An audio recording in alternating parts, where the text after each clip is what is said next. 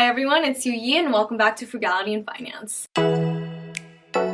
Okay, so today I'm going to be budgeting my first paycheck of July, and it has been a while since I've done a budget video, so I've been really looking forward to this. In case you're new to the channel, I use YNAB as a budgeting app and like desktop software sort of thing to help manage my money.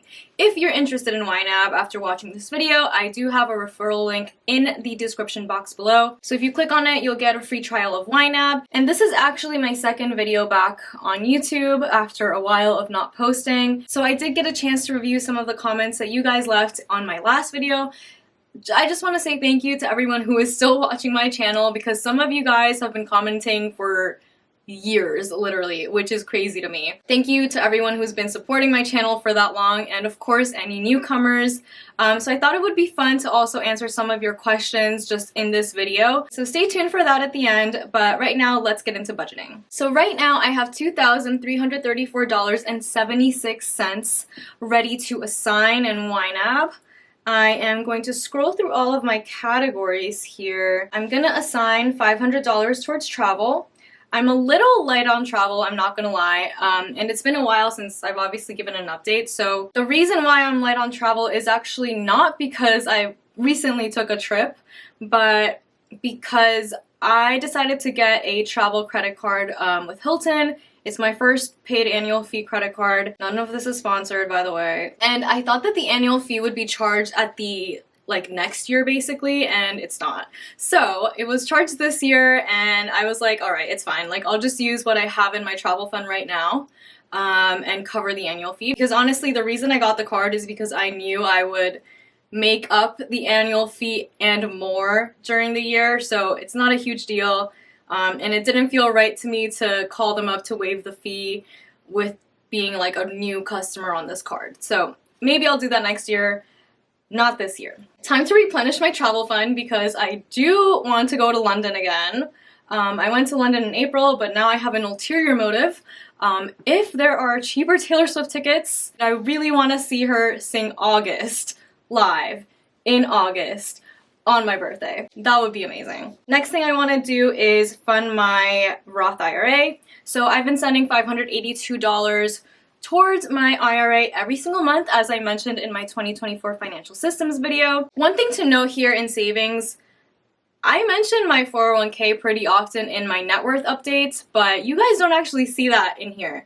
And that's because that is taken out of my paycheck, as it is for most people. I did get a question about showing my payday routine, and this is definitely my payday routine, but you don't actually get to see me transfer funds from my paycheck into my retirement account. That's all happening in the background. I believe I send $567 a month on average towards my 401k, so money has already been taken out of my paycheck, and it has been deposited to my 401k. That's the only thing that you don't see here. So I do want to send $960 towards my parents to help pay off their mortgage. And that should help move things along. I believe at the beginning of this month they had a little over $25,000 left on the mortgage.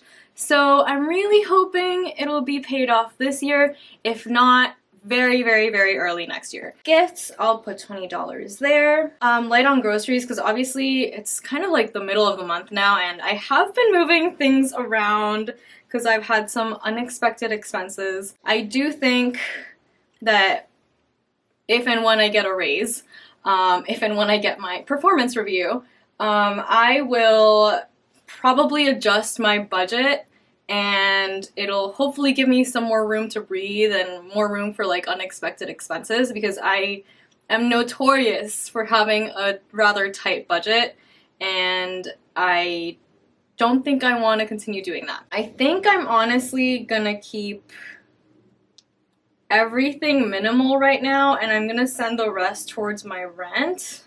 27276. I'll just keep moving things around this month because I know that I have some extras in other categories, but I want to make sure that I try my best to stick to my set budget right now until I finally, open it up a little bit. Not the best month for me in terms of sticking to my budget, but you know, I try. There's still a lot of green in here for my subscriptions. You know, I have enough money for my dog, climbing, phone, etc. Not a lot in the guilt-free categories. That's typically what gets sacrificed, and I realize that's kind of unfair to myself, but I don't know. That's what the situation is right now, and hopefully it will improve once I get a lot better at budgeting and being more conscious of what I actually spend. And then with my next paycheck, I'm gonna go ahead and contribute the rest of my money towards my rent so that I cover next month's rent, and then I'm good. And then I typically have enough money left over to cover all of my expenses for the next month. So that's all I have for my budget. All right, let's take a look at these comments. First one says, I tried FIRE and it didn't work for me. I just decided to make more money. Honestly, you go. That's a good plan. That's a plan. Go ahead, make your money. I would love to do that too. Welcome back. Have you thought about updating the 30K retirement number? It seems pretty unrealistic for anyone to be able to live on that amount. Honestly, completely get that. I've gotten this comment a few times over the course of the past 2 years. The 30K number that I have in my net worth update when I do my Coast-FIRE calculation seems pretty low. But to be clear, that calculator adjusts for inflation. So if I'm calculating 30K now, it's really just showing today's dollars, but I also tell them that I'm going to retire in 40 years. So they're definitely calculating that inflation at 3% average per year over the next 40 years. So that's why I'm okay with 30,000. But I also realize that people in general think that 30,000 in today's dollars today is very little to live off of. And I also agree with that. But for me, that is not the case. So if I spend on average $1,350 a month on my fixed costs, okay, that's $16,200. And I also spend about that amount on my rent, so times 2, that's $32,400. So that's realistically how much money I'm spending right now. So maybe I should increase that number.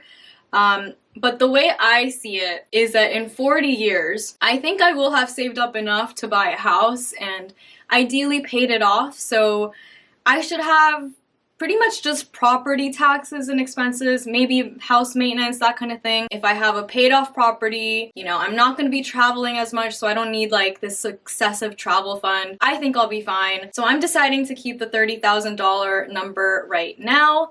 Maybe I'll change it in the future, but honestly, that is a really good comment, and I'm really glad that you asked that. What's your profession? Ooh, that's a great question.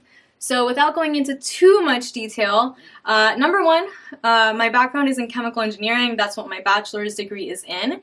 When I graduated, I got a job as an engineer, and engineers tend to make an okay salary, right? My role has since evolved a bit. I do a lot of data analysis now. It's still a technical role. And throughout my career, I also decided to do a master's degree. My company did pay for it. I did get good grades, and that was in engineering and technology management. Next one, how about a video on what's in your stock portfolio? Ooh, that's a good one. I will probably make that the next video.